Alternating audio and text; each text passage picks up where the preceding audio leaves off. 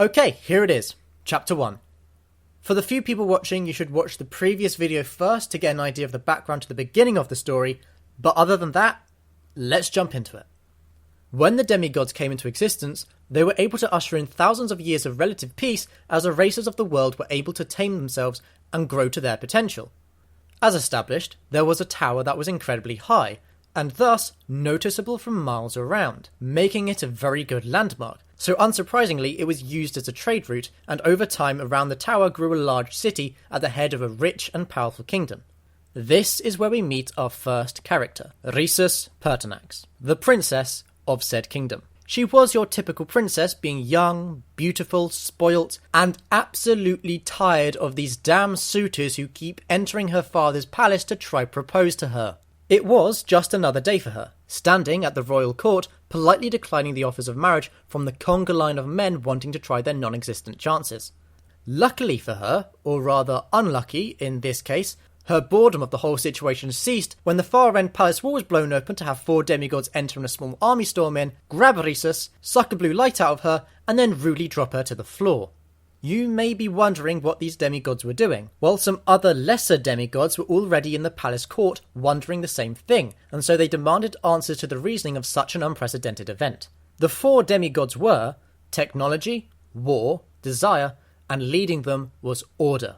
Feeling secure that none of the other demigods or mortal palace guards were anywhere near powerful enough to stop them, the quartet of visibly smug demigods felt rather happy to explain what they were doing. You see, years upon years of peace had gotten to these demigods' head in a very bad way, as their one desire was to fulfill their given purpose. It gave them meaning and satisfaction, and years of peace got in the way of their purposes. Technology has no need to progress if other demigods kept older ideas, techniques and technologies running and useful. War is boring when there is none at all. Desire can't change, grow, manifest, or be felt by every mortal if the kingdoms and races were stagnant. And most importantly, how can the world be in order, be functioning without error and mistake, if those pesky mortals didn't do what they were told, and hundreds of demigods all contradicted each other? Years of stagnation had turned these demigods insane, and from the blue light they now possessed, it was clear what their intention was. They were going to climb the tower, open the gate using their recently acquired key, and remake the world in their own image.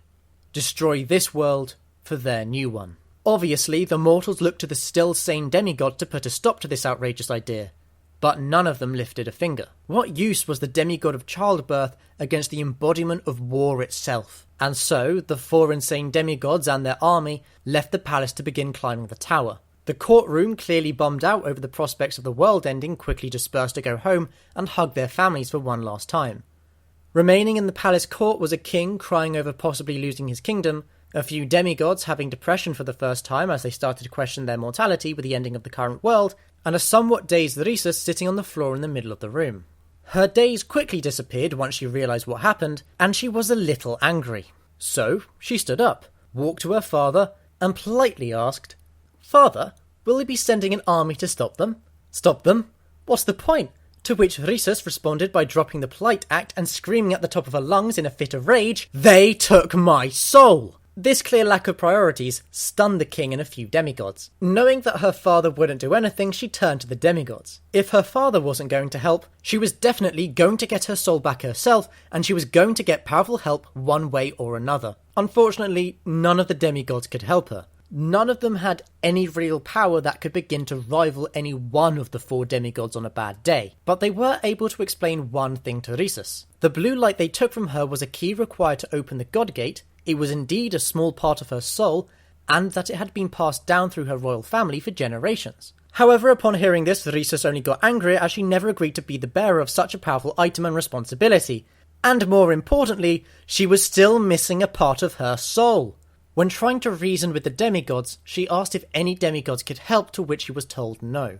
The 4 demigods who had gone to climb the tower were some of the most powerful demigods to exist. Simply, any other demigod who could rival their power would not be able to reach the tower in time to stop them. Rhesus's anger then left her as she began to cry. And then the demigod of play, In an effort to try find words of comfort and in hope of desperation to possibly save the world, let slip something that all the other demigods immediately told the demigod of play to be quiet about. But it was too late. Rhesus had heard the start of the sentence and demanded to be told more. As it turned out, there was indeed another demigod within the vicinity of the tower that could possibly be powerful enough to stop all 4 of the demigods and their army. Rhesus demanded to know more.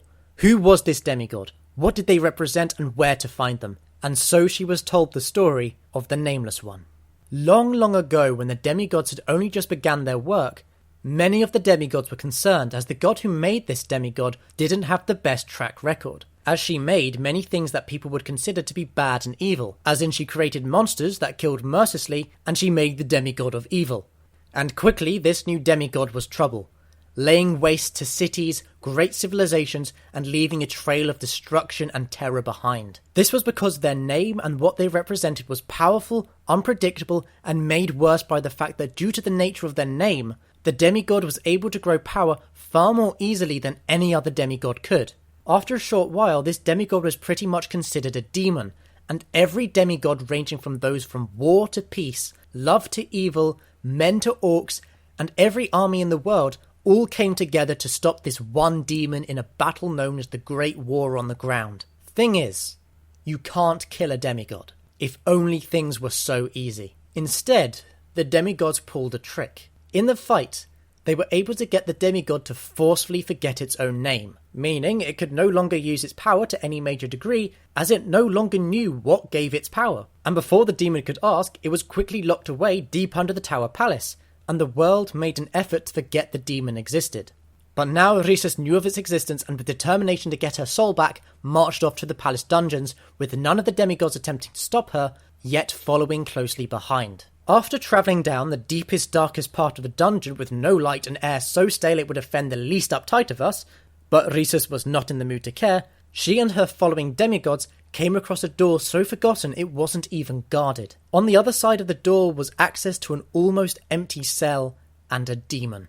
Rhesus was disgusted by the demon, not due to the fact it had no eyes, pointed teeth, and arms of shadow coming out of its back. She was disgusted because this small, powerless, pathetic creature was apparently able to stop 4 of the most powerful demigods. She was not impressed, but had no other option. She immediately had the attention of the demon since she was the first person he had seen in years, and the other demigods in the room were too busy cowering behind her. Rhesus explained her situation, about how part of her soul was snatched and how she wanted it back and was willing to let the demon free if he helped. In response, the demon laughed at her. What use was he if he didn't even know his own name or how he gained power?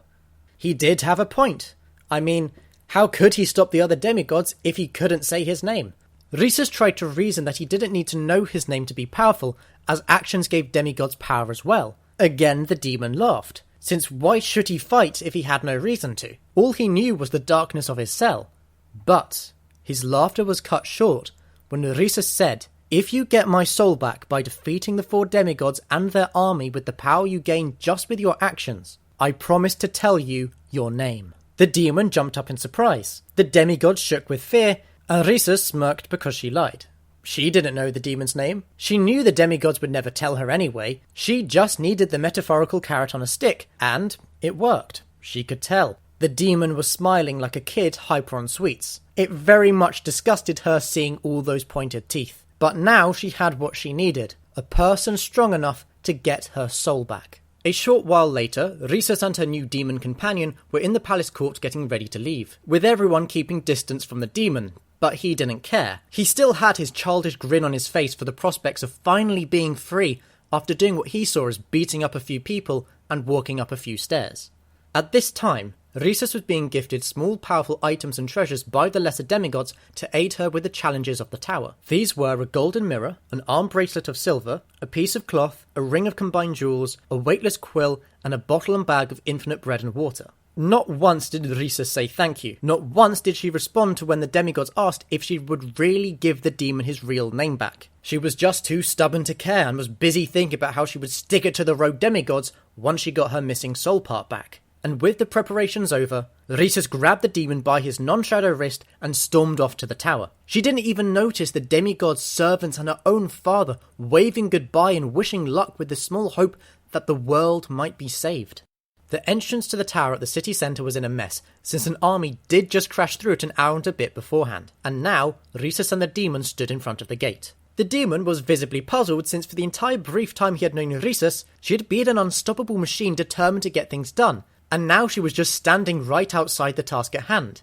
But before he could mock her for being hesitant, she spoke. Not to him, more of at him. "You have no name, but I must call you something." The demon got his hopes up and then crushed when Rhesus continued. "I'll call you No Name." The demon didn't like this at all. He wanted to protest at being called such a childish thing that wasn't his real name, and he wanted to at least try and trick her into saying his name so he could run off and be free. But Rhesus had already begun to march off into the tower's entrance, so he had to follow. And so our duo began their journey to get part of their soul back and to relearn their name, and to a lesser extent, save the world as well. Alright, I hope you enjoyed this first chapter. I'll get to work on the second one, and if you're one of the 3 people watching, please leave a like, subscribe, bully an Austrian fungi, and please do tell me how I can improve my work. I don't know how to end this video, so have a Hagrid.